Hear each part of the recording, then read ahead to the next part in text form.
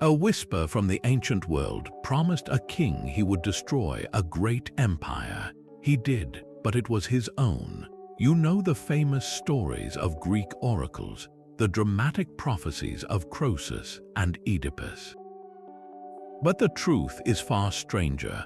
Beyond those textbook tales lies a hidden world of forgotten voices, a collection of bizarre and chilling stories that reveal a reality more complex than you ever imagined. We are about to journey through 30 of these untold accounts. You will discover political conspiracies unmasked by a single question, personal tragedies born from reckless magic, and divine mysteries that have been lost for centuries.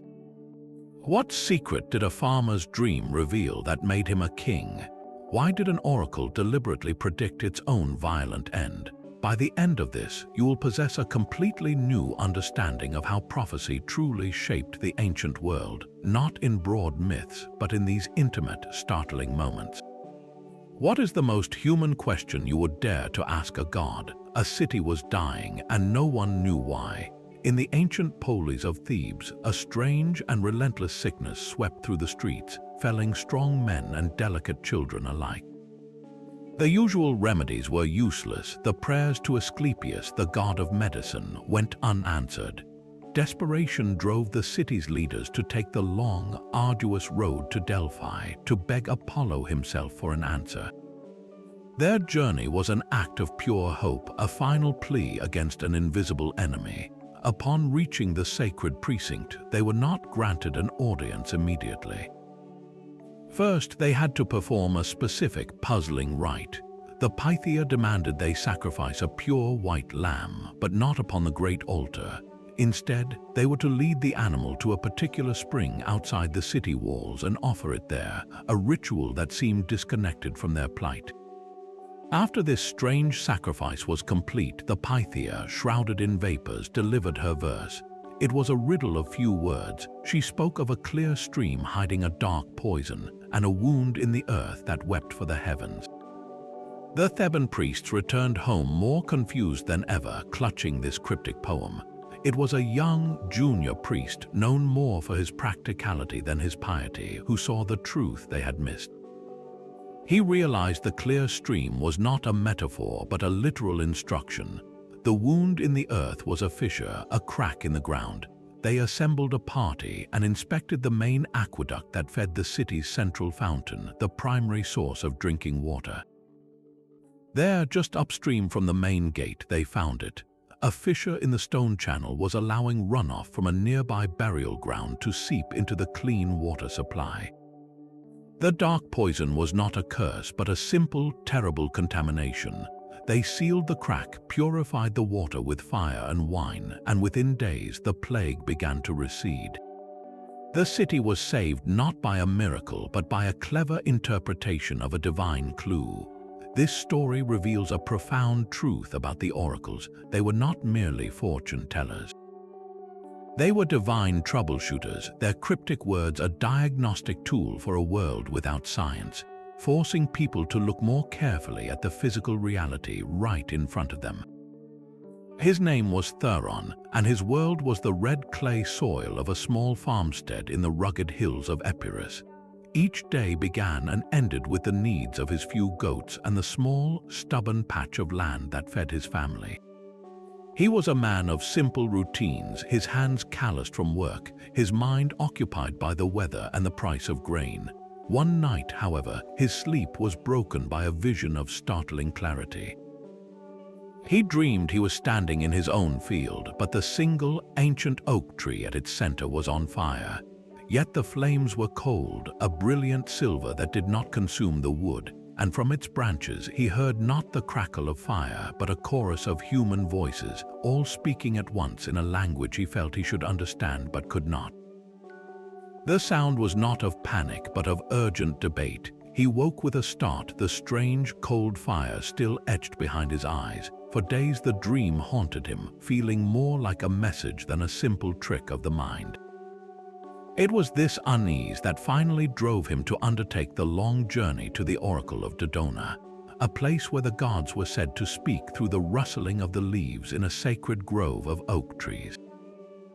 He arrived with little to offer but his story, feeling small and out of place among the more polished pilgrims. He stood before the oldest and grandest oak, its leaves shimmering in the breeze, and recounted his dream to the attending priestess. She listened, her face impassive, and then stood in silence for a long time, her head tilted as the wind moved through the canopy above. The response, when it came, was not a long poem, but a simple, declarative sentence. The priestess spoke, "The cold fire is the light of reason in a time of chaos. The many voices are the people, unheard. You will gather them and lead." Theron walked away bewildered. Lead what? Lead where? He was a farmer, not a politician or a general. He returned to his village to find it in an uproar. A dispute over water rights with a neighboring village had escalated, threatening to erupt into open violence. The local elders and the petty chief were posturing, each proposing aggressive solutions that would only lead to bloodshed.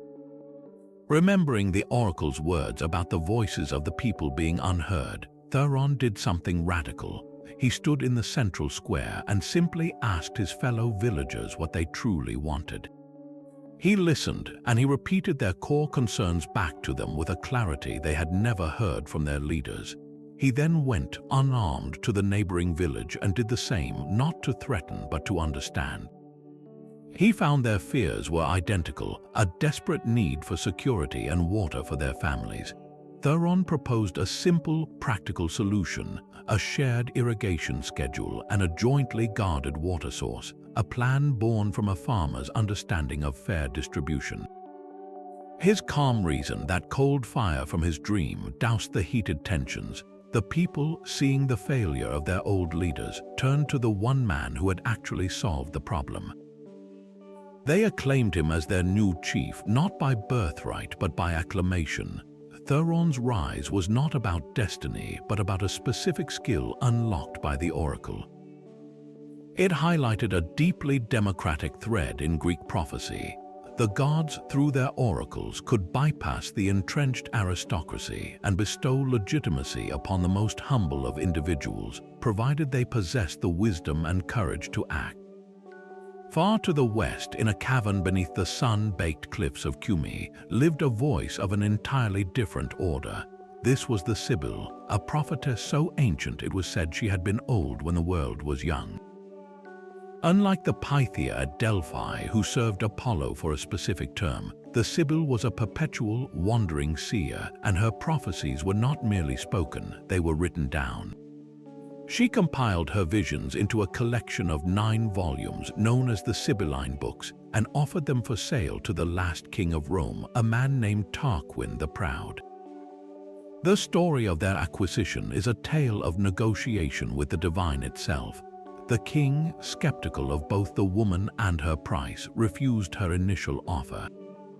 In response, the Sibyl burned 3 of the 9 books and offered the remaining 6 for the exact same exorbitant sum. The king laughed and refused again. She burned 3 more and presented the final 3, still demanding the original full price. A strange dread then filled the king. He realized he was not haggling with a merchant, but witnessing the deliberate, terrifying destruction of divine knowledge. He paid the full price for the 3 surviving volumes. These books were then placed under guard in the Temple of Jupiter on Rome's Capitoline Hill, to be consulted only in moments of extreme national crisis. But what was in the 6 books that were lost forever? The surviving fragments and later Roman historians hint that the Sibylline verses did not just offer simple advice.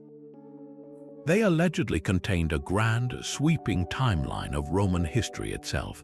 Some believe one of the burned books detailed the entire rise of the Roman Republic, the very system that would overthrow King Tarquin himself. Another might have charted the expansion of the empire, the Punic Wars, the conquest of Greece. But the most chilling possibility is that one of those lost volumes contained the prophecy of Rome's eventual and inevitable collapse. It would have described the civil wars, the corruption, the overstretched frontiers, and the final, slow decay. A king who purchased a prophecy of his own dynasty's end would have every reason to burn it. This reveals the immense political power these written oracles wielded. They were not just guides, they were weapons. To possess the only copy of a divine prediction was to hold a form of ultimate authority. The deliberate suppression of the Sibylline books, whether by a proud king or by later politicians, shows us that in the ancient world, the most dangerous knowledge was not about the future in general, but about the specific end of the powerful. What other seismic shifts in history were foretold and then erased simply because someone in power could not bear to hear the truth? Her name was Elpis, and her world had narrowed to a single, agonizing point, the heart of a young shipwright named Lycos who did not love her back. In the shadows of the Athenian port of Piraeus, desperation led her to a back-alley sorcerer who, for a handful of coins, promised to bind Lycos' will to hers. The ritual was conducted in secret, far from the light of the moon. A thin sheet of lead was carefully inscribed with a curse, Elpis' name woven into the words meant to compel his affection. This kataismos was then folded, pierced with a nail, and buried deep in a graveyard, an offering to the restless spirits below to enforce its dark command. For a few weeks it seemed to work. Lycos became withdrawn, his gaze distant, but then he did not fall in love, he fell ill. A fever gripped him, and in his delirium he spoke of being chased by shadows, of bonds he could not break. His hands, so skilled with wood and rope, began to tremble uncontrollably.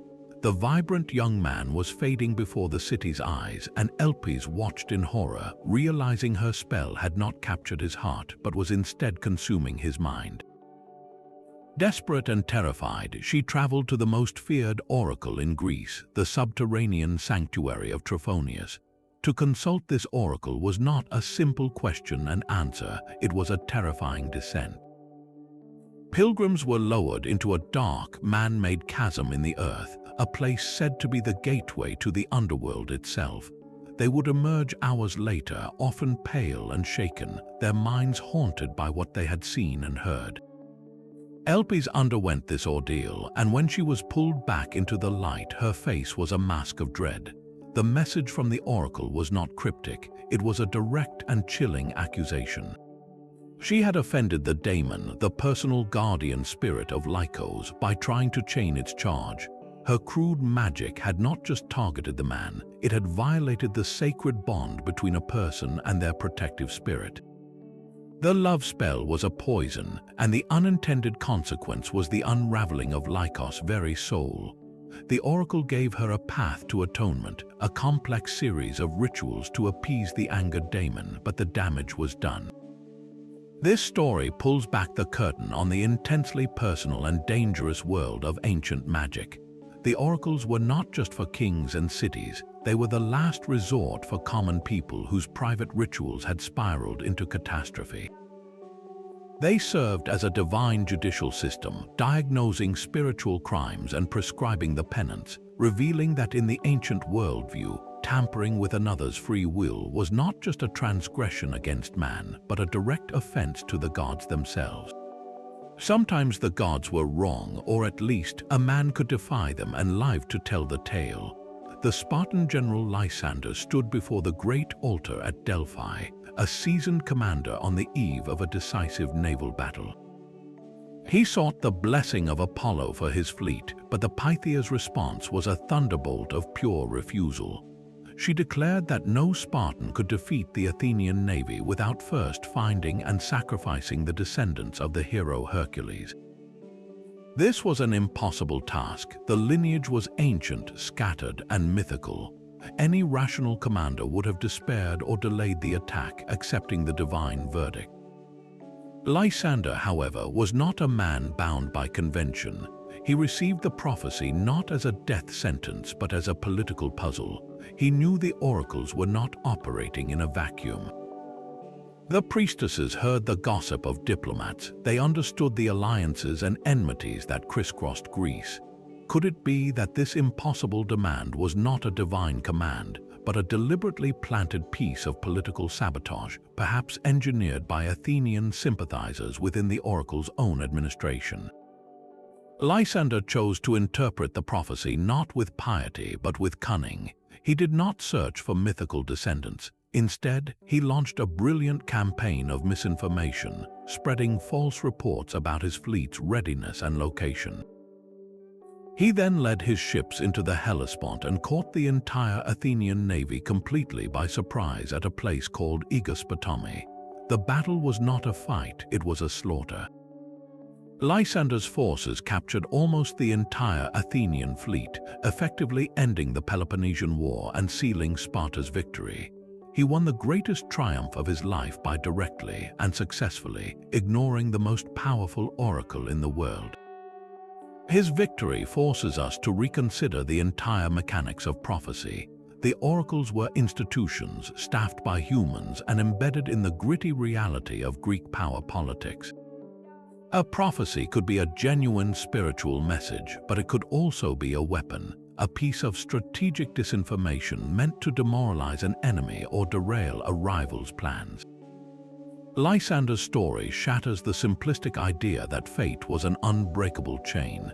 It reveals that a prophecy's power depended entirely on the belief of the person hearing it. For those who accepted it without question, it was a prison. For those, like Lysander, who saw the human hands behind the divine veil, it was merely another obstacle to be outmaneuvered on the path to victory. Before a single cryptic word was uttered, the Pythia underwent a transformation. She was not a priestess who simply sat on a tripod and spoke. She was a vessel being prepared for a divine invasion. Her rituals were a systematic dismantling of the ordinary human self. For 3 days before a consultation, she would fast, consuming only a few sips of water from the sacred Cassotes spring, cleansing her body from the inside out.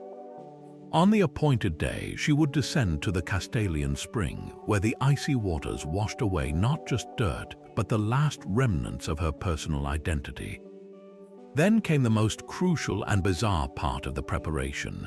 She would enter the inner chamber of the temple, the Adyton, a small, dark room built over a fissure in the earth. Ancient sources describe a sweet, pervasive odor rising from this chasm, known as the plutonium. The Pythia would sit on her 3-legged stool positioned directly over this crack, and as the fumes enveloped her, she would chew leaves from the sacred laurel tree, the plant of Apollo himself. The combination was potent, a deliberate induction of an altered state. Modern geologists and chemists have studied the site and proposed a compelling theory. The intoxicating vapors were likely ethylene gas, a sweet-smelling hydrocarbon known to induce trances, euphoria, and disjointed speech at certain concentrations. This was not magic in the fairy tale sense. It was a sophisticated, if unintentional, form of neurochemistry. The priests of Delphi had discovered a geological phenomenon that could reliably produce a profound shift in human consciousness. They interpreted this state as possession by Apollo, the god entering her body and using her voice. Her utterances, often slurred, chaotic, or ecstatic, were then taken down by the attending priests and translated into the elegant, poetic hexameters that were delivered to the supplicants. This entire elaborate process raises a profound question. Were the prophecies the voice of a god, or the scrambled syntax of a human mind under the influence of a powerful psychoactive gas? The truth may lie somewhere in between. The rituals ensured the Pythia was a clean slate, her own thoughts subdued, allowing a form of intuition or subconscious pattern recognition to surface, which was then shaped by the priests into a coherent, if riddling, message. The divine madness was a carefully managed process, a sacred technology designed to open a channel to a wisdom that ordinary reason could not access.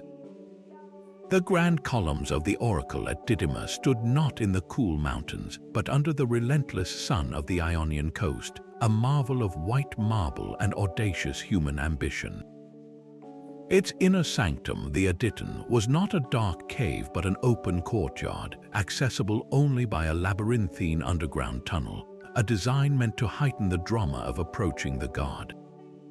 And it was here that the god Apollo, through his prophetess, delivered one of the most chilling pronouncements in the history of prophecy, a message not for a king or a city, but for the temple itself. A fragment of the prophecy survives, stark in its simplicity. It said, "The day will come when the sacred spring shall run dry, and a fire from the earth shall shake these stones until they are dust, and a voice from the sea will silence the voice of the God." For generations, this was interpreted as a distant, metaphorical warning. The priests could not conceive of their magnificent temple, one of the largest and richest in the entire Greek world, ever falling silent. But the prophecy was not a metaphor. It was a precise, step-by-step prediction of its own destruction. The first sign was the spring, the sacred fountain of Didyma, whose waters were essential for the ritual purification of the prophetess, one day simply stopped flowing. An earthquake had shifted the underground aquifers, and no amount of prayer or engineering could bring the water back. The priests were forced to bring water from elsewhere, a hollow imitation of the sacred rite.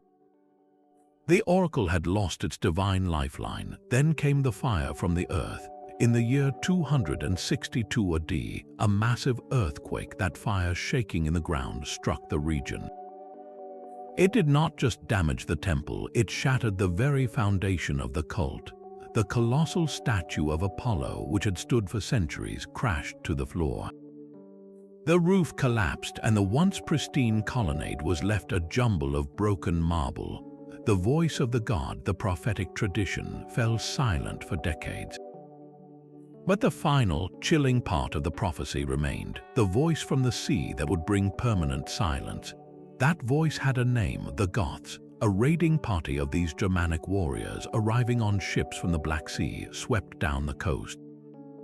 They found the ruined temple undefended, a skeleton of its former glory. They looted whatever treasure remained and, in an ultimate act of desecration, set fire to the remnants, silencing the site forever. Imagine the final priests watching as their world crumbled exactly as foretold. They were not victims of a vague curse, but witnesses to a countdown they had known about for centuries.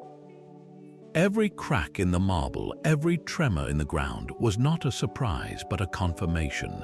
They were living inside a prophecy that was slowly, inexorably closing its jaws around them. This self-fulfilling prediction forces a haunting question.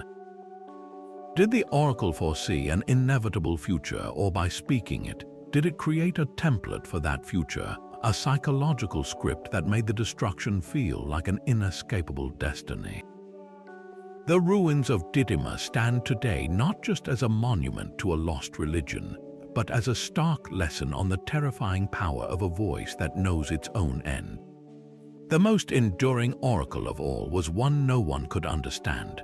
A wealthy merchant from the island of Chios once received this baffling verse from the Pythia, a line preserved in the original Greek for its sheer inscrutability. It said, "Iota delta omega nu letter 1 F0, 4 capital omicron upsilon sigma omicron nu beta epsilon, beta lambda eta sigma alpha iota gamma letter 1 F70 rho omicron letter 1 F50 pi alpha rho letter 1 F70 sigma epsilon letter 1 Fe6. A direct translation reads, "Having seen, hear, for you have been struck, though not by you." The merchant went to his grave utterly perplexed, and his confusion has echoed down through the ages. On its surface, the statement is a logical paradox. How can one be struck by a blow that does not come from another person? Ancient commentators proposed dozens of theories. Some believed it was a warning about gossip, that the merchant had seen something he should not have, and the strike was the damage to his reputation from rumors he did not start. Others argued it was a medical diagnosis, suggesting he had suffered a sudden stroke or a seizure, an internal strike from within his own body.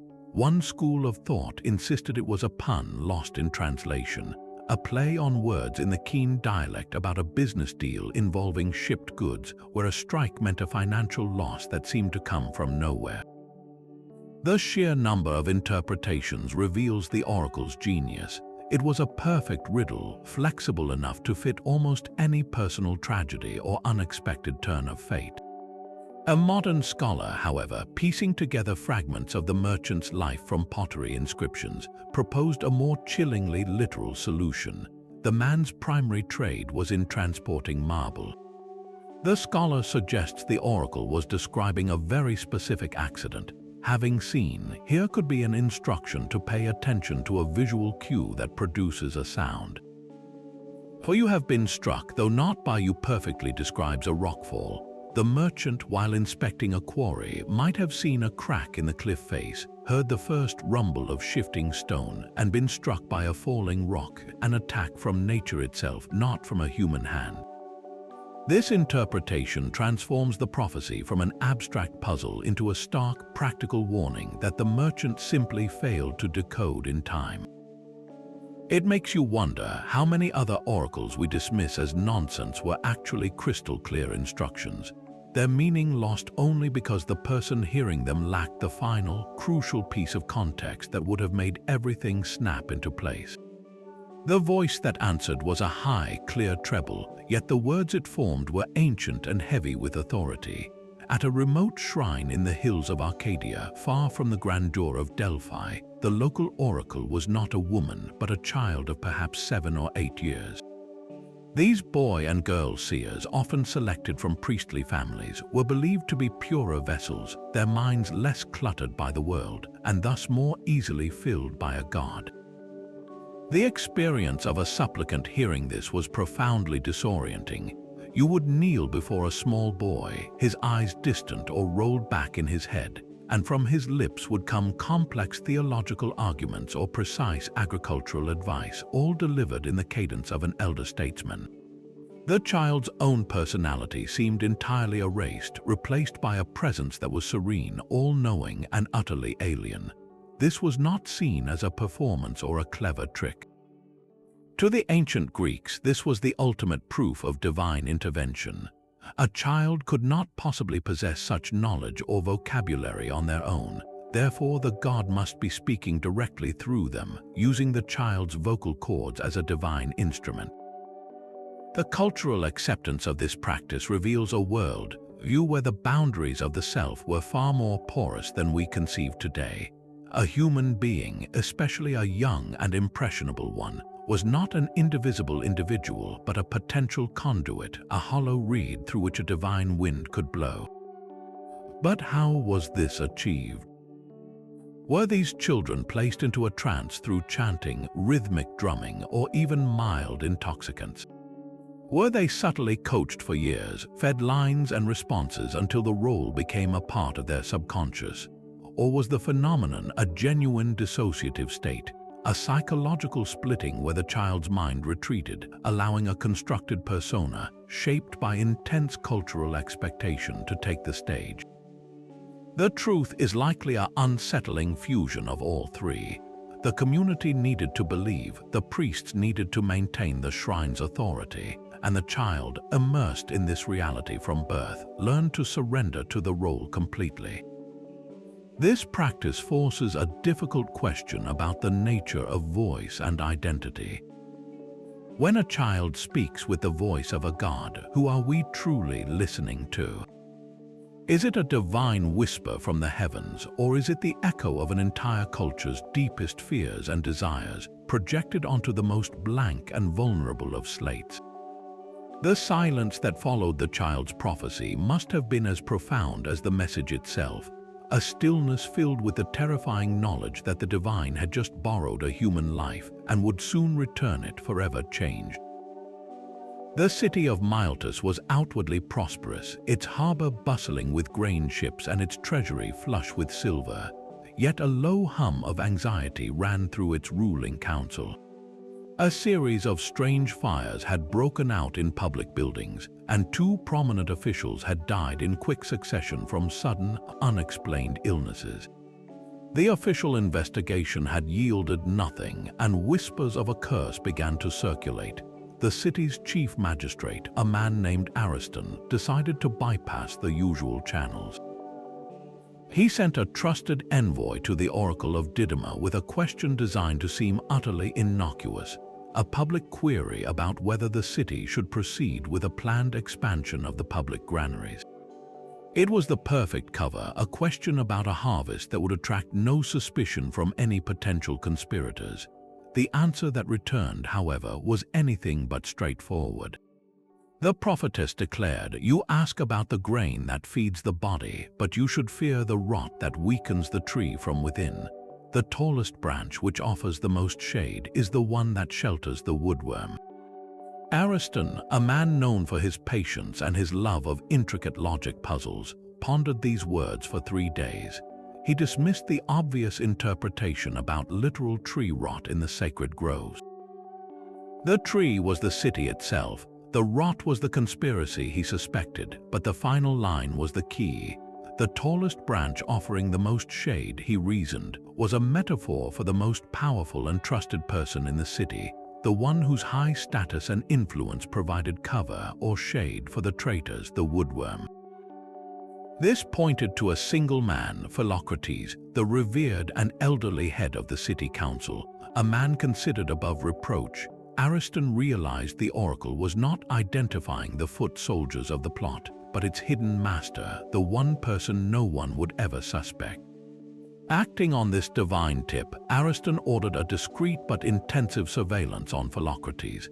His agents soon discovered the elderly statesman was meeting in secret with envoys from a rival city-state, negotiating the terms of Miletus's surrender in exchange for a position of power for himself in the new regime.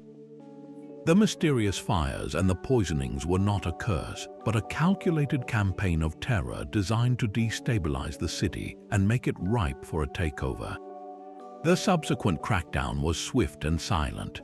Philocrates and his entire network were arrested in a single, coordinated dawn raid, the conspiracy dismantled before it could bear its poisonous fruit. The city was saved not by an army, but by a single, cleverly framed question and a leader astute enough to decode a botanical metaphor into a death warrant for treason. This incident reveals the oracles as an integral part of the ancient intelligence apparatus. They were a secure, deniable channel for statecraft, a way to investigate sensitive threats without alerting the threat itself. The gods, it seems, were not just masters of fate, but also the ultimate counterintelligence agents. He commissioned a curse of pure personal spite. A man named Nicias, a successful potter in the bustling city of Corinth, watched with growing fury as his rival, a younger and more innovative artisan named Demetrios, began to win over his most important clients. It was not just business, it was a personal humiliation. In the shadows of the temple of Demeter, Nicias paid a professional curse writer to inscribe a lead tablet with a vicious, specific incantation. The words begged the underworld gods to bind Demetrios' hands, to make them shake so he could no longer throw a pot on the wheel, and to sour the clay in his workshop so it would crack in the kiln. The tablet was then folded, pierced with a nail, and secretly deposited in a sacred spring near the oracle of Pericora, a place where such dark offerings were thought to be especially potent. For a few months it seemed the curse was working. Demetrios did suffer a run of bad luck, with several kiln loads of his finest wares exploding from hidden floors. But the satisfaction Nicias felt soon curdled into a different kind of fear. He began to experience the exact same misfortunes he had wished upon his rival. His own hands developed a persistent, inexplicable tremor. The high-quality clay he had used for years suddenly became brittle and unworkable. His business began to collapse far more rapidly than Demetrios ever had. Panicked and feeling a deep, superstitious dread, he traveled back to the oracle, this time with a public question about why the gods had seemingly abandoned his workshop.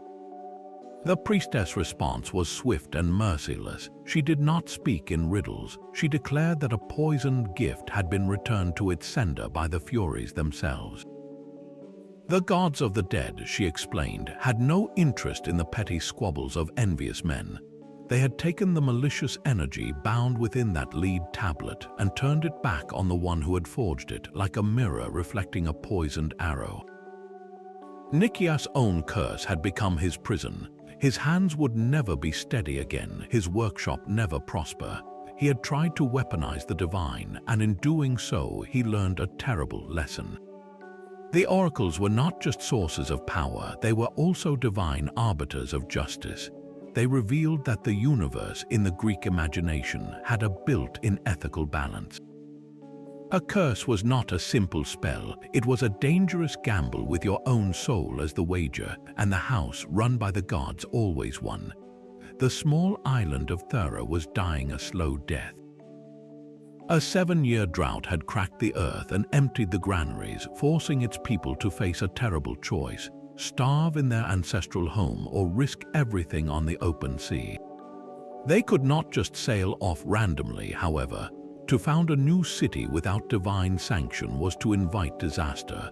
A delegation of their best men was sent to Delphi, carrying the hopes of an entire population. The Pythia's command was as specific as it was strange. They were to sail south until they found a large, sheltered harbor on the coast of Libya, a land largely unknown to Greeks. There, they would know the exact spot for their new city when they saw a man with a garland on his head. This was a baffling omen. What Greek would be wandering the wilds of North Africa wearing a celebratory wreath? Desperation outweighed doubt. A small advance party led by a man named Battus set sail, their ships laden with the last of Thera's provisions. Their journey was a nightmare of wrong turns and hostile shores. They first landed on a small, barren island, mistaking it for the mainland, and nearly perished before moving on. When they finally reached the vast Libyan coast, they found the great harbor the oracle described, a wide, perfect bay, but they saw no garlanded man. For weeks they explored the desolate coastline, their hope fading with their supplies. Ready to admit defeat, they decided on one final scout inland. What they found was not a man, but a scene of such surreal perfection it could only be the gods' work.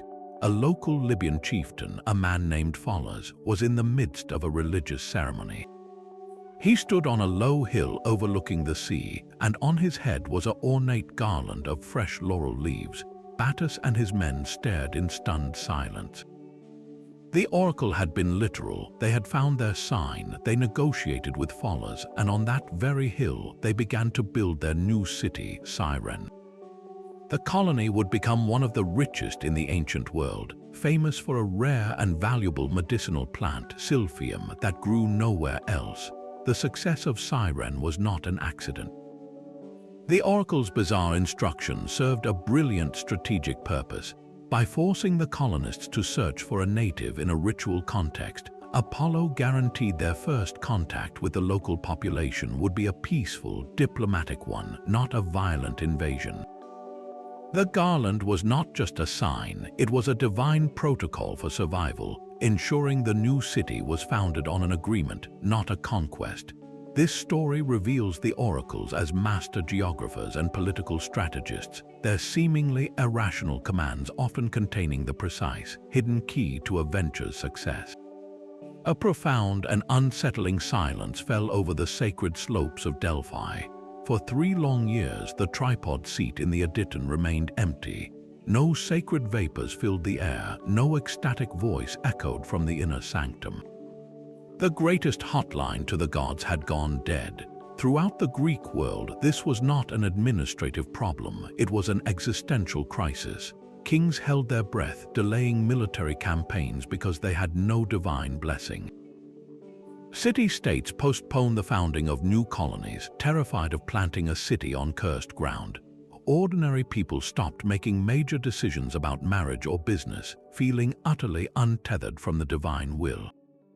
The entire mechanism of society, which relied on the rhythmic consultation of the oracle, simply ground to a halt, paralyzed by a silence that was louder than any prophecy. The theories for this great silence spiraled into wild speculation. Some whispered that the Pythia had been struck by a sacred illness, her voice stolen by Apollo himself as punishment for an unknown impurity. Others, more politically minded, suspected the priesthood was engaged in a silent protest, perhaps against the growing influence and demands of a specific king, using their most powerful weapon, withdrawal, to make a point. But the most terrifying theory, the one that spread like a cold fog through every polis, was that the gods had collectively turned their backs on humanity.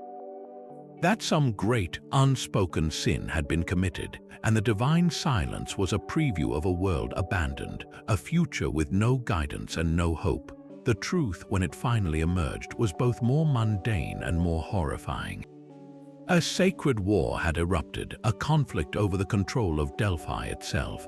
A neighboring power had seized the sanctuary, and in the ensuing violence and desecration, the rituals that summoned the god were deemed impossible to perform. The silence was not a divine punishment, but a consequence of human greed and conflict. The priests could not risk their prophetess, and the god would not speak in a temple stained by profane warfare. This reveals the ultimate fragility of the entire prophetic system. It was not a supernatural force operating outside of history. It was a human institution vulnerable to the same political pressures, violence, and disruptions that shook the mortal world. The gods, it seemed, could only speak when men provided them with a peaceful and holy place to be heard. His body was a prison of pain, every movement a fresh agony. A wealthy merchant from the island of Aegina named Aristocles arrived at the sanctuary of Asclepius at Epidaurus, carried on a litter by his slaves. For 5 years, a festering wound on his leg had refused to heal, a deep ulcer that wept pus and filled the air around him with a sickly, sweet odor of decay. The finest physicians in Greece had failed him, their poultices and potions offering only temporary relief before the rot returned. His final hope was the god of healing himself. For days, Aristocles underwent the standard rituals of incubation. He bathed in the sacred springs, offered sacrifices of cakes and honey, and finally was led into the abaton, the long, hallowed portico where supplicants slept, awaiting a divine dream from the god. That night, in a feverish state between sleep and waking, he had a vision. A figure radiant with light, whom he took to be Apollo the healer, appeared before him. The god did not speak, but simply touched his finger to the weeping wound on Aristocles' leg. A searing, cold heat shot through his body, and he awoke with a gasp. In the dim morning light, he tore away the bandages. The wound was gone. Not scarred, not merely closed, but vanished, the skin smooth and whole as if the affliction had never existed. He was cured. Overwhelmed with gratitude, Aristocles commissioned a magnificent marble plaque detailing his miraculous healing and publicly praising Apollo for his deliverance. He had the plaque installed not at Epidaurus, but at the god's primary oracle at Delphi, a place of greater prestige. This act of public relations ignited a quiet but furious conflict. The priesthood of Asclepius at Epidaurus was outraged. Their sanctuary's entire reputation and considerable income depended on being the undisputed center of divine healing. A high-profile cure being credited to a rival god, even one as mighty as Apollo, was a direct threat to their business model. They dispatched their own envoys to Delphi, armed with theological arguments, and it is hinted in inscriptions a substantial financial donation. Their argument was simple and shrewd. Apollo, they conceded, was the father of Asclepius and the original god of medicine. But the actual hands-on work of healing, the practical miracles performed in the abaton, was the exclusive domain of his son. Aristocles had simply misidentified the divine physician in his dream. The radiant figure was Asclepius, not Apollo. The plaque, they insisted, should be moved to Epidaurus, or a new one should be commissioned that told the correct story. The debate simmered for months, a divine turf war fought with words and wealth in the hallways of power. The Delphic priests, unwilling to alienate either a wealthy donor or a powerful rival cult, eventually brokered a compromise. A second, almost identical plaque was placed at Epidaurus, this one explicitly thanking Asclepius.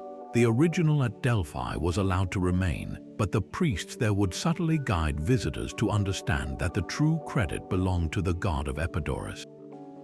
This seemingly petty dispute reveals the intensely competitive marketplace of ancient faith. A miracle was not just a spiritual event, it was a commercial product, a marketing tool that brought pilgrims, prestige, and wealth to a sanctuary. The gods had their domains, but their priests were savvy businessmen, fiercely protective of their brand and ready to fight for a piece of a truly spectacular cure. The divine voice could be rented. In the cutthroat political arena of ancient Athens, a prominent aristocratic family, the Alcmeonids, found their power and influence slipping through their fingers. They were facing ostracism, a public vote that could exile them from the city for a decade, crippling their wealth and legacy. Their desperate solution was not to win the people's favor through debate, but to purchase the favor of the gods. They dispatched a secret envoy to Delphi, carrying not just a question, but a king's ransom in gold and a promise to fund a lavish reconstruction of the temple, which had been damaged by fire. The bribe was not a crude demand for a specific prediction, but a subtle, long-term investment in influence. The priests, tempted by the staggering wealth and the promise of a magnificent new home for their cult, entered into a silent conspiracy.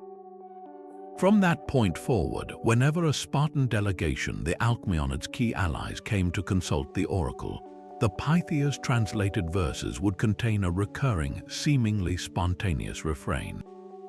She would urge the Spartans to free Athens from its tyrants, a coded message pointing directly to the Alcmeonids' rivals.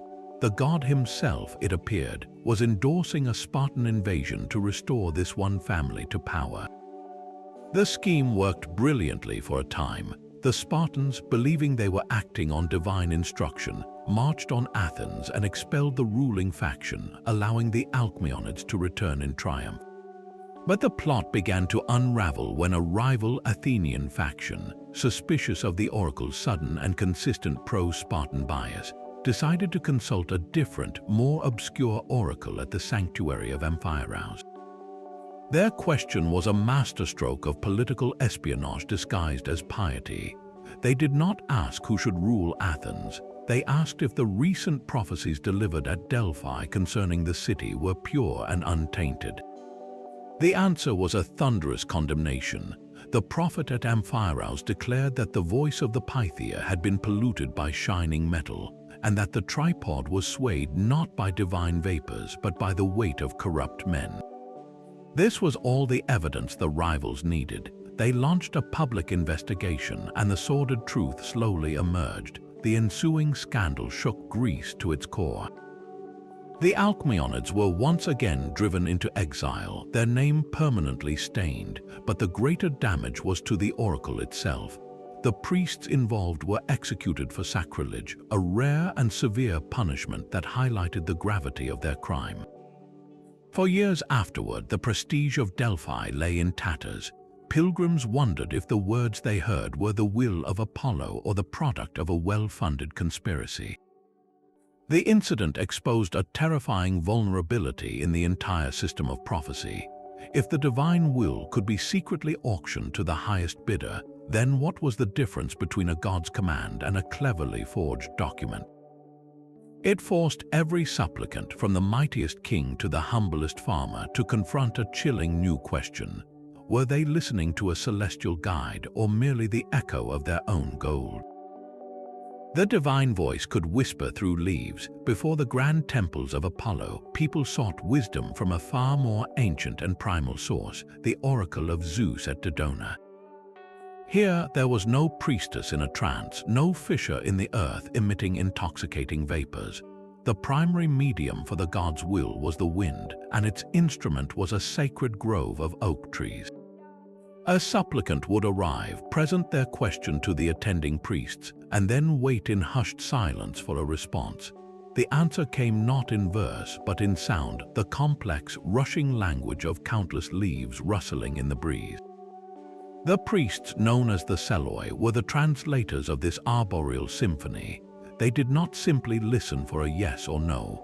They interpreted the texture, volume, and direction of the sound. A gentle, suzerating rustle from the east might mean approval, while a sudden, violent clatter of branches from the west could signal a dire warning. The oak was chosen for its deep, symbolic resonance. It was the tree of Zeus, the king of the gods, a being of sky and storm. Its great height connected the earth to the heavens, and its longevity represented the eternal, unchanging nature of divine law. The wind moving through it was the very breath of the god, animating the wood to speak. One specific story involves a merchant from Corinth named Leon, who came to Dodona to ask if he should invest his entire fortune in a single high-risk trade voyage to Egypt. He stood before the oldest oak, its branches a tangled network against the sky, and posed his question. For a long moment the air was still. Then a soft breeze began to stir, creating a low, humming rustle that seemed to circle the tree's canopy. The priests listened intently, their eyes closed in concentration. After several minutes, they delivered their interpretation. The sound was not a single clear note, but a continuous swirling murmur. This, they explained, meant the venture itself was viable, but the path was not straightforward. The god was advising him not to put all his resources in one ship, but to diversify, to send several smaller vessels on slightly different routes and with varied cargoes. Leon, a cautious man by nature, heeded this arboreal counsel. He divided his investment. As it happened, one of his ships was lost in a storm, and another was delayed by contrary winds. But the third arrived safely in Egypt and returned with a hold full of valuable papyrus and incense, turning a profit that far outweighed the losses. The oracle, through the simple, unpredictable movement of the wind, had not given him a simple fortune but a strategic principle. It taught him that the god's wisdom was often about managing risk and understanding complexity, a lesson more valuable than any specific prediction. This practice reveals a world where divinity was not separate from nature, but woven into its very fabric. The gods did not need a human mouthpiece to communicate. They could just as easily use the whispering leaves of a tree if only you knew how to listen. The storm did not build, it exploded. One moment the merchant ship Helios was cutting through a calm sea under a clear sky, and the next the world dissolved into a screaming chaos of wind and water. Timotheus, a seasoned trader from Rhodes, clung to the sodden rigging, his prayers lost in the roar of the gale. The mast groaned like a dying animal, and waves the size of small mountains slammed into the hull, each impact threatening to shatter the timbers into kindling. He was not a particularly pious man, his devotions usually reserved for the calculable risks of commerce, but in that maelstrom, facing a death by drowning, he found a desperate, raw faith. He screamed a vow into the wind, a promise not just to any god, but directly to Apollo of Delphi. Spare his ship, his crew, and his valuable cargo of Cypriot copper, and he would personally deliver to the god's treasury a tithe of his profits, a sum so vast it would be cast into a solid silver statue of the god himself, to stand forever in the sacred precinct as a testament to this deliverance. As suddenly as it had begun, the storm abated, the clouds parted, and the Helios, battered but miraculously afloat, drifted into calm waters. True to his word, Timotheus did not simply sell his cargo and send the money.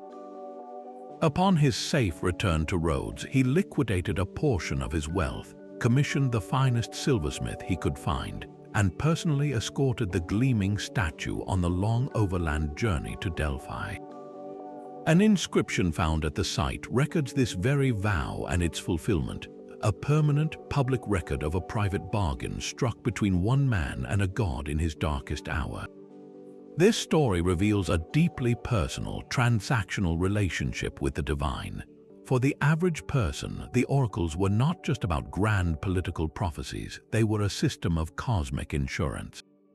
A vow was a binding contract, a loan of divine assistance to be repaid with substantial interest upon survival. Timotheus did not ask to know his fate. He proposed a deal to change it, offering a tangible piece of his worldly success in exchange for the continuation of his life. His story, etched in stone, stands as a powerful reminder that for every king seeking dominion, there were countless ordinary souls simply bargaining for one more sunrise. The boundary between the living and the dead was not always a solid wall, but a thin, trembling veil. In the dark of a new moon, a man named Euphemus approached a forbidden oracle, a place known as a Nekiomantean, a oracle of the dead. His brother had been murdered on a deserted road, the crime unsolved and the body left unavenged. The courts had failed him, the god seemed silent, and so he turned to the only witness who could not lie, the victim himself. The rituals for such a summoning were precise and terrifying. Euphemus was led deep into a subterranean cavern, a place believed to be a direct passage to the underworld.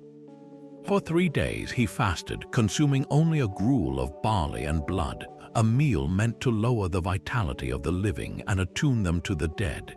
He then had to sacrifice a black ram, letting its blood flow into a specific pit, a libation to appease the restless spirits and pay the ferryman for a soul's temporary return. The air grew cold, and the single flame of the priest's lamp flickered as if in a windless breeze. Euphemus called his brother's name into the darkness, and from the pit, a faint, whispering voice emerged, not through the priest but seemingly from the air itself. The ghost did not name his killer. Instead, he spoke of a debt, a sum of silver his brother had borrowed and never repaid to a business partner. The murder, the spirit insisted, was not a random act of banditry, but a brutal collection on that debt.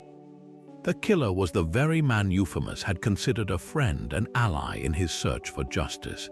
The message from beyond was not about vengeance, but about a truth so mundane and human it was chilling, a betrayal born from greed that the living world had completely missed. This practice reveals a world where death was not an end to testimony.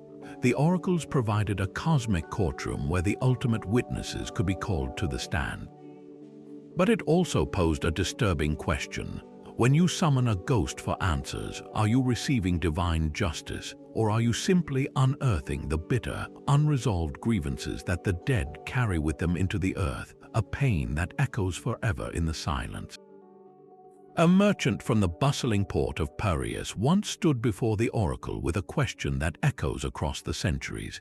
He asked, how can a man preserve the value of his wealth when the coin in his hand seems to grow lighter with each passing season?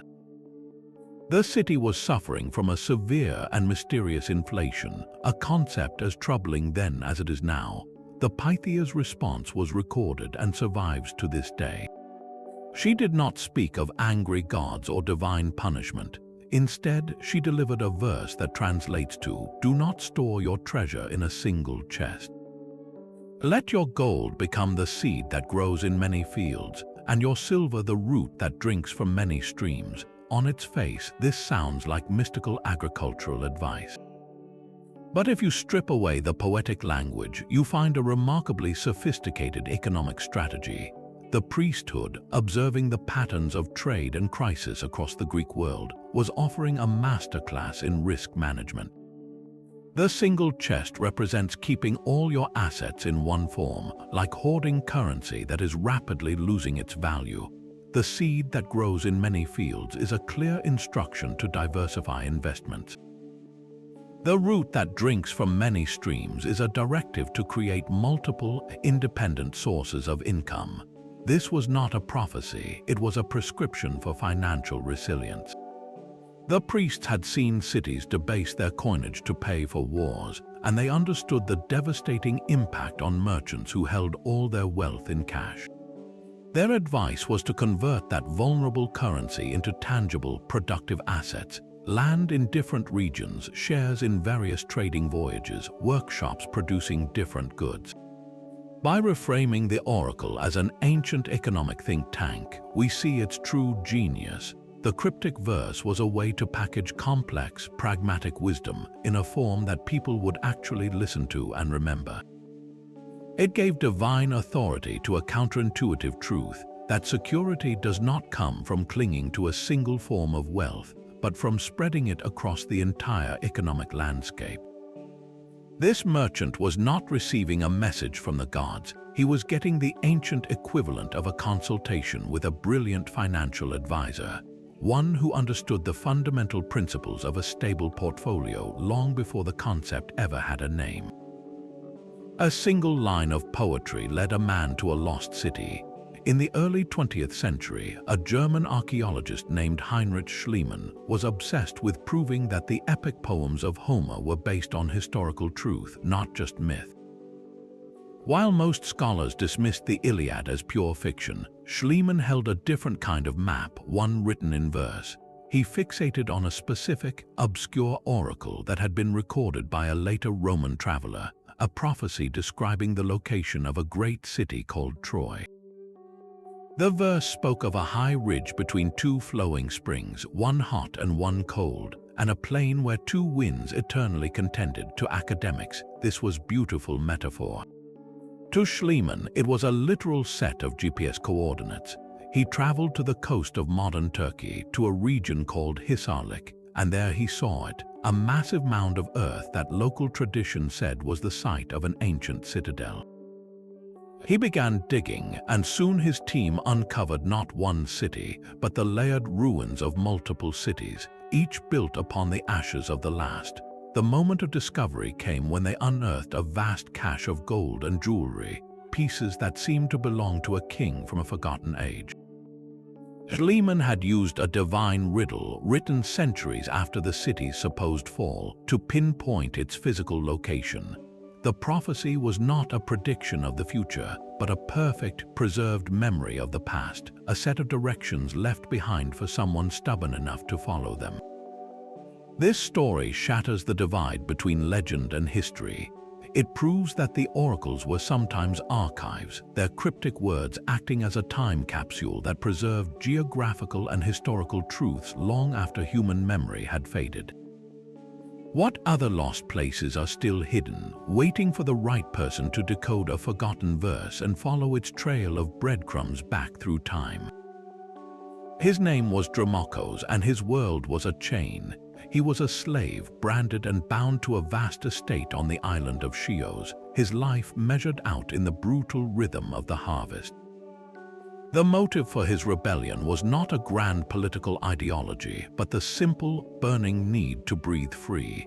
He and a small band of fellow slaves managed a desperate escape, fleeing into the rugged, mountainous interior of the island. From there, they launched a guerrilla war, raiding the storehouses of their former masters and freeing others from their bonds. They were hunted relentlessly, but the mountains were their shield.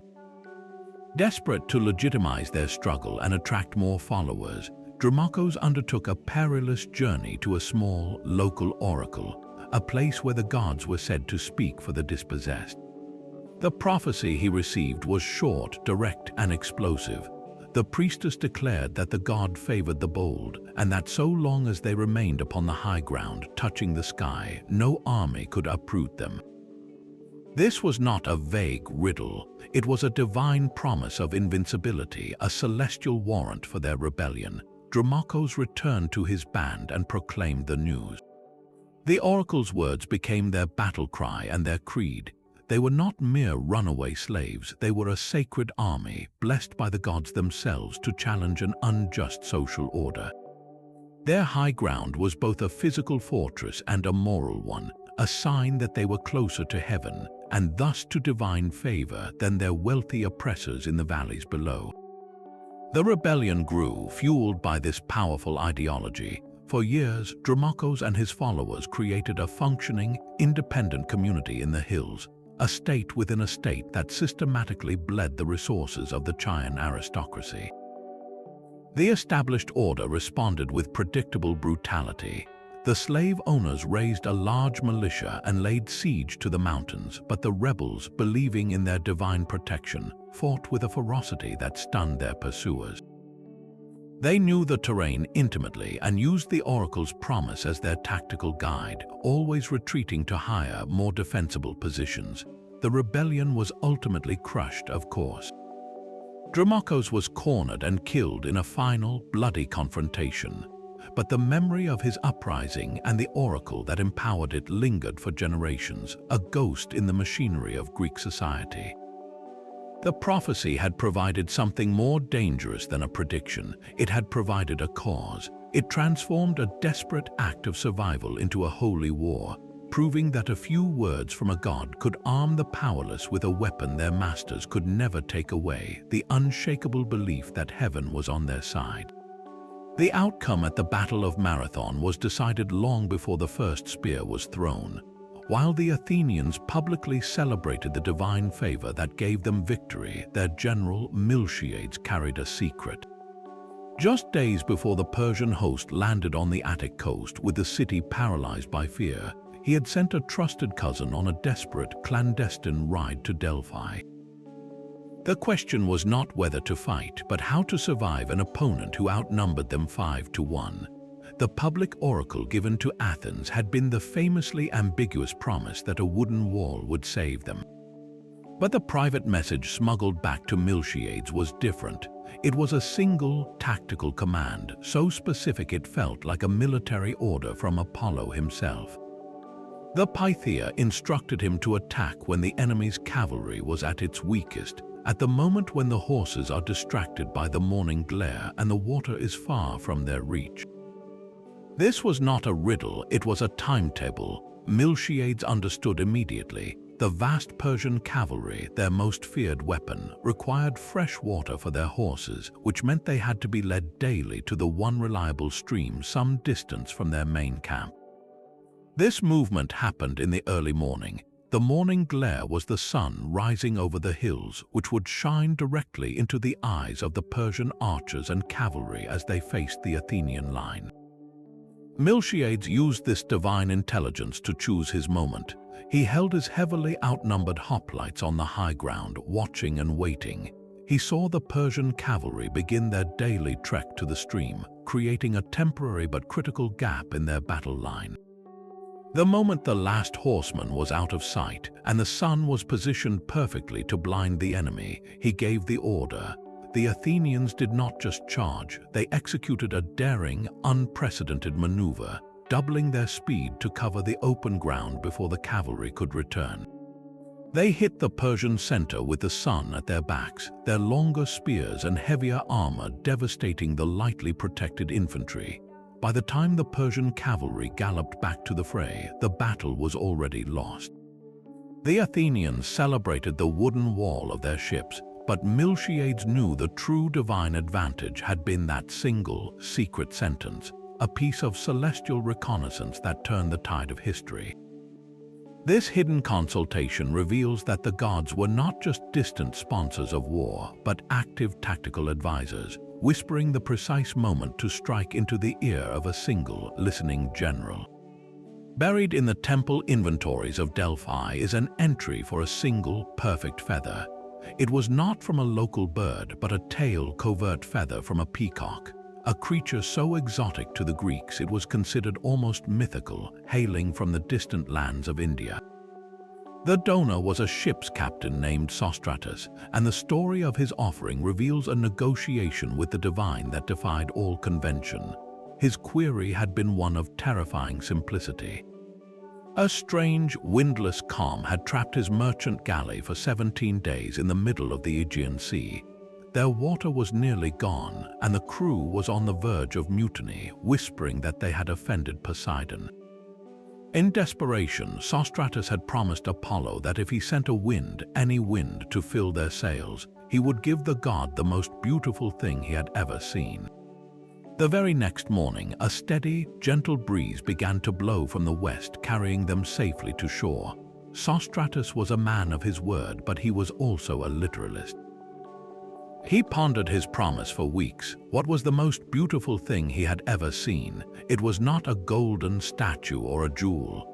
It was the moment during a previous voyage to Egypt when he had seen a peacock fan its tail for the first time in the dawn light. The iridescent blues and greens, the hypnotic, eye-like patterns, had struck him with a force beyond art or treasure. He could not bring the bird itself, but he could acquire one of its feathers through a network of traders. He presented this single, shimmering plume to the priests of Delphi. They were baffled. They were accustomed to gold and silver, not delicate, perishable beauty.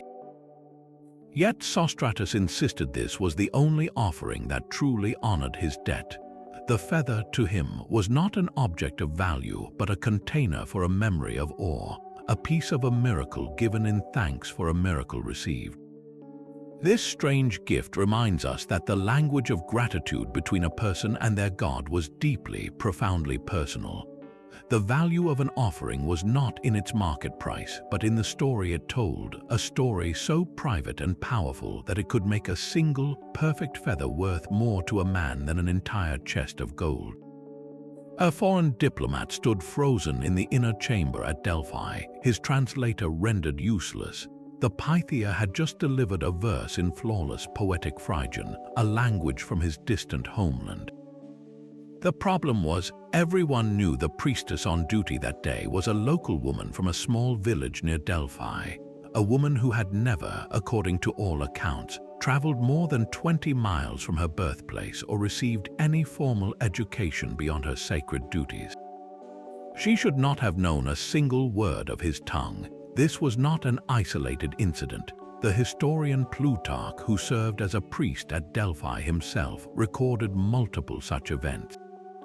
He wrote of a supplicant from the Black Sea region who received a prophecy in fluent Scythian, and another from North Africa who heard the god speak through the Pythia in the distinct dialect of his Cyrenian people. The voice of the god was not bound by geography or grammar. How was this possible? One theory points to glossolalia, the phenomenon of speaking in tongues. In this state, the priestess, her conscious mind submerged by the sacred vapors, might produce a stream of phonemes that sounded like language. The attending priests, aware of the supplicant's origin, could then shape these raw sounds into what they believed was a coherent message in the correct language, a form of divine improvisation where faith completed the circuit. A more cynical explanation suggests an elaborate, well-researched hoax. In a major international sanctuary like Delphi, the priests would have had advance notice of important foreign delegations. They could have secretly coached the Pythia, a woman in a suggestible trance state, to memorize a few key phrases, planting the seeds of a prophecy that would then be expanded by the priests into a full verse. The psychological impact of hearing your native language from the mouth of a possessed woman would have been devastatingly powerful, guaranteeing a generous donation and solidifying the oracle's reputation for omniscience. But there is a third, more unsettling possibility. What if the trance state did something far more profound than just induce euphoria? What if it temporarily dissolved the parts of the mind that hold individual identity and learned knowledge, tapping into a deeper, collective stream of human consciousness? In this state, the Pythia might not be speaking a language she learned, but rather channeling the linguistic understanding of the person standing before her, her mind becoming a reflective surface for their own inner world. The prophecy, in this light, would be a collaborative act between the god, the priestess, and the very soul of the supplicant. This mystery forces us to confront the limits of our own definitions. Was the oracle a spiritual telephone line to the divine, a sophisticated psychological operation, or something that exists in the uncharted territory between the two? The answer may be that it was all of these at once, a phenomenon so complex that it could simultaneously be a miracle, a trick, and a testament to the untapped potential of the human mind itself. The most terrifying prophecies were not about the fall of cities, but the fall of everything. Beyond the personal crises and political intrigues, the oracles also held a dark, eschatological tradition, a collection of visions that spoke of a final, irreversible end to the age of the gods and humanity itself. One of the most chilling examples comes from the Cumaean Sibyl, who foretold a sequence of cosmic unraveling. She described a time when the sun would turn black, the moon would bleed, and the stars would fall from the sky like unripe figs shaken from a tree. The earth would shudder, cities would crumble into dust, and a great winter would engulf the world, a winter from which there would be no spring. This was not a simple disaster, it was the systematic dismantling of the natural order. The portents were specific and horrifying, rivers flowing backwards, the voices of statues crying out in the night, and a final great war among humanity that would leave the earth so desolate that a single hand could count the survivors. This Greek vision of the end bears a striking, haunting resemblance to apocalyptic traditions across the globe. The Norse spoke of Ragnarok, a great battle leading to a world consumed by fire and water before being reborn. Zoroastrian prophecies described a final confrontation between the forces of light and darkness, leading to a purification of the earth. The human fascination with the end times appears to be a universal constant, a deep-seated fear of cosmic abandonment and final judgment. The oracles did not invent this fear, but they gave it a powerful and specific shape. They transformed an abstract anxiety into a vivid, step-by-step narrative, a story with a beginning, a middle, and a terrifyingly final end. By giving a voice to the ultimate silence, they provided a strange form of comfort, a way to map the unimaginable. To know the signs of the end, even a dreadful one, was better than facing a formless, unknowable doom. This practice reveals that the most profound role of the oracle was not just to guide individuals through life, but to guide the entire human spirit through its deepest, most primal terror, the fear that one day the world itself will simply stop listening. The roar of 80,000 voices was meant for him. At the Olympic Games, a wrestler named Thegenes of Thossos was not just a competitor, he was a living legend, a man who had never been defeated and was expected to claim the olive wreath once more. His muscles were like knotted rope, his technique flawless, and his confidence was a wall that intimidated opponents before they even stepped onto the sand. But in the shadows of the gymnasium, a rival named Ariston nursed a bitter envy. He knew he could not best Thegenes through strength or skill alone, so he turned to a higher authority.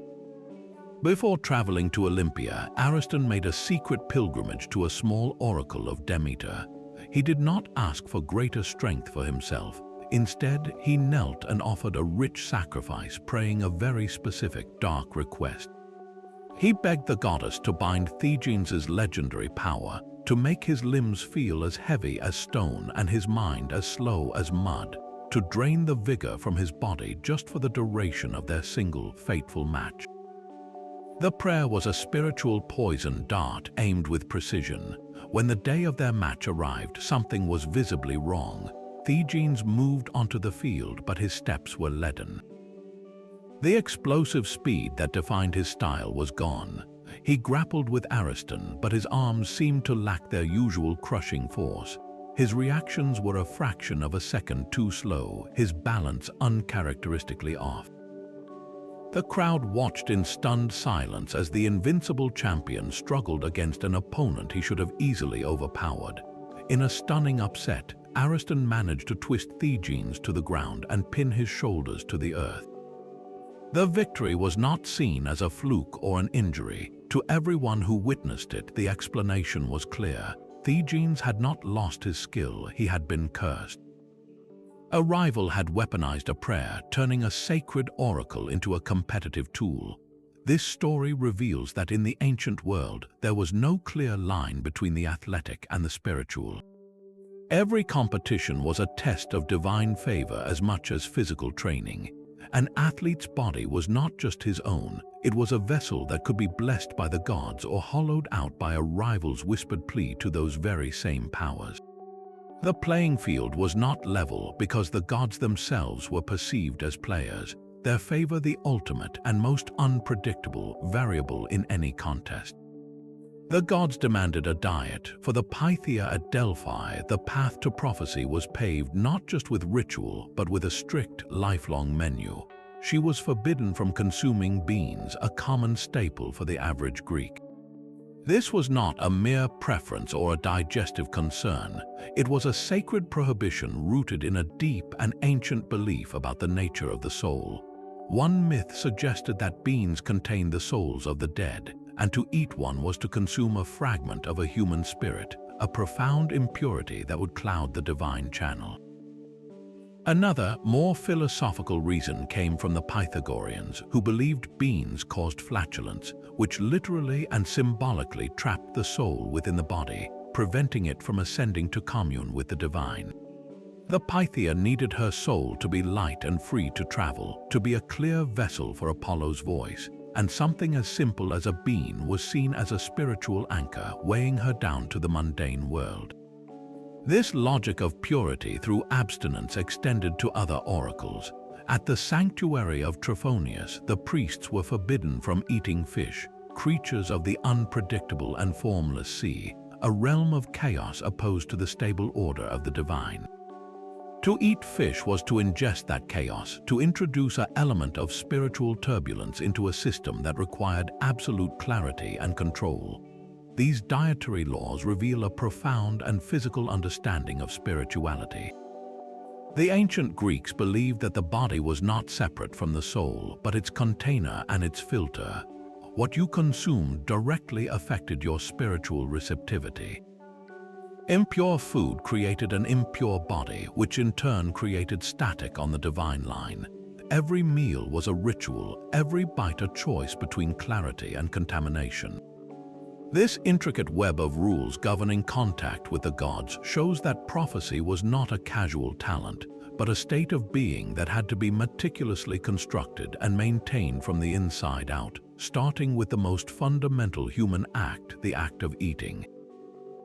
His fever had lasted for 3 months, a low burn that no physician could extinguish. A merchant named Aeschylus traveled from his home in Thessaly to the sanctuary of Asclepius at Epidaurus, his body weak and his hope thinner than the coins he offered.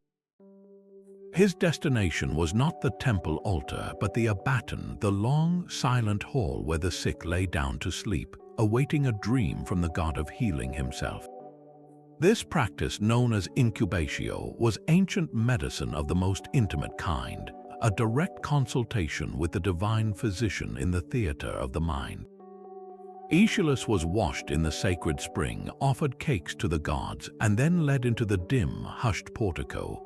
He lay on a simple pallet among dozens of other supplicants, the air thick with the scent of incense and the soft sounds of murmured prayers and troubled breathing. That night, in a state between exhaustion and desperate hope, he dreamed. The god Asclepius appeared to him not as a distant statue, but as a bearded man of warm, solid presence, accompanied by his sacred serpent, which coiled calmly at his feet. The god did not speak. Instead, he simply laid his hands on Aeschylus's chest. The serpent then uncoiled, slithered up onto the pallet, and gently licked the skin over the merchant's liver, its touch surprisingly cool. Aeschylus awoke with a start, the sensation of that cool, smooth contact still vivid on his skin. He reported the dream to the temple priests. Their interpretation was startlingly literal. They concluded the god had diagnosed a chronic ailment of the liver, an organ Greek medicine associated with the blood and with fevers. The serpent's lick was not just a symbol, it was the prescription. The priests prepared a poultice of crushed herbs known for their cooling properties and applied it directly to the area the dream had highlighted. They also gave him a strict dietary regimen, forbidding rich meats and wine, and instructing him to consume only barley water and a specific bitter root for 10 days. Aeschylus, placing his faith in the vision, followed the instructions exactly. Within a week, the persistent fever broke. Within a month, his strength returned. He left Epidaurus cured, and like so many others, he commissioned a small plaque recounting his dream and his healing, a testament to the god's power. This story reveals a seamless fusion of faith and proto-science.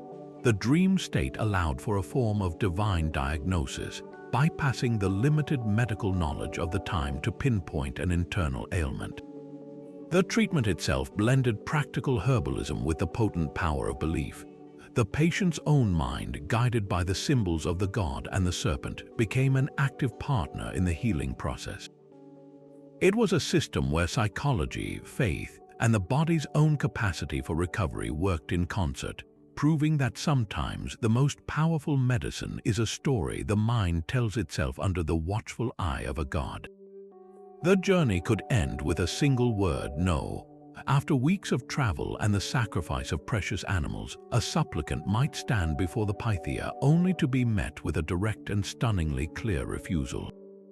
The god would not answer. In one recorded case, a wealthy merchant from Corinth asked if his long-lost brother, missing for a decade, was still alive. The response was not a riddle. It was a flat denial, the priestess stating that Apollo would not reveal the fate of one who had died at sea without proper rites, his soul adrift and unfit for divine commentary. The man was sent away with nothing but the echo of his own unanswered question. This blunt refusal was not a failure of the system, it was a core feature. A no could mean the question itself was impious, prying into mysteries the gods had decreed should remain closed to human understanding. It could signal that the timing was wrong, that the cosmic currents were not aligned for a revelation. Or, most terrifyingly, it meant the god was simply displeased, either with the supplicant or with the entire enterprise, and was exercising his ultimate, capricious authority by withholding his voice. Imagine the crushing disappointment, the public humiliation of returning home empty-handed after such a costly and public pilgrimage. Your entire community knew you had sought divine counsel, and you had to admit that the gods had found you unworthy of a response. This practice served as a critical reminder that the oracles were not a service, but a gift. The gods were under no obligation to answer. Their silence could be as profound a message as any complex verse, a lesson in humility for a humanity that often believed it could purchase or demand celestial insight. The power to say no was the foundation of their true authority, a declaration that some doors, no matter how desperately we knock, are meant to remain forever closed. The final prophecy from Delphi was not about empires or kings, but about the death of a god. In the 4th century after Christ, the Roman Emperor Theodosius I issued a series of decrees outlawing all pagan practices across the empire. The great sanctuary at Delphi, which had guided Greek civilization for over 1,000 years, was ordered to close its doors forever. The story goes that a Roman official, a provincial governor, traveled to the sacred precinct to enforce the edict. He found the temple complex already falling into disrepair, its priesthood impoverished and fearful. Yet the ancient rites were still observed, a final, defiant act of devotion. He demanded one last consultation from the final Pythia, a woman whose name is lost to history. What message, he asked, did her god have for the new Christian rulers of the world? The Pythia, perhaps an old woman who had served for decades, descended into the Adyton for the last time. The sacred vapors from the fissure were said to be faint, the divine presence withdrawing from the world. When she emerged, her face was pale with a grief beyond mere sorrow. Her final words, as recorded by a later chronicler, were stark and heartbreakingly simple. She said, "Tell the emperor that the ornate court has fallen to the ground. Apollo no longer has his hut, nor his prophetic laurel, nor his speaking spring. The water is silent. This was not a curse or a threat. It was an obituary." The prophecy announced its own end, describing the physical and spiritual desolation that was already underway. The ornate court was the magnificent temple itself, collapsing into ruin.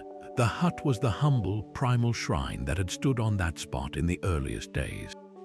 The laurel tree was dead, and the sacred spring of Castalia had, either literally or symbolically, run dry. The voice that had spoken through the waters and the leaves for a millennium was now finally, utterly silent. The last prophecy was a confirmation that the connection was broken, the line was dead. The god was packing his bags and leaving the building. The Roman official reportedly took this message back to his superiors, who saw it not as a tragedy but as a victory. For them, it was proof that their new god had triumphed, that the old deities had been vanquished.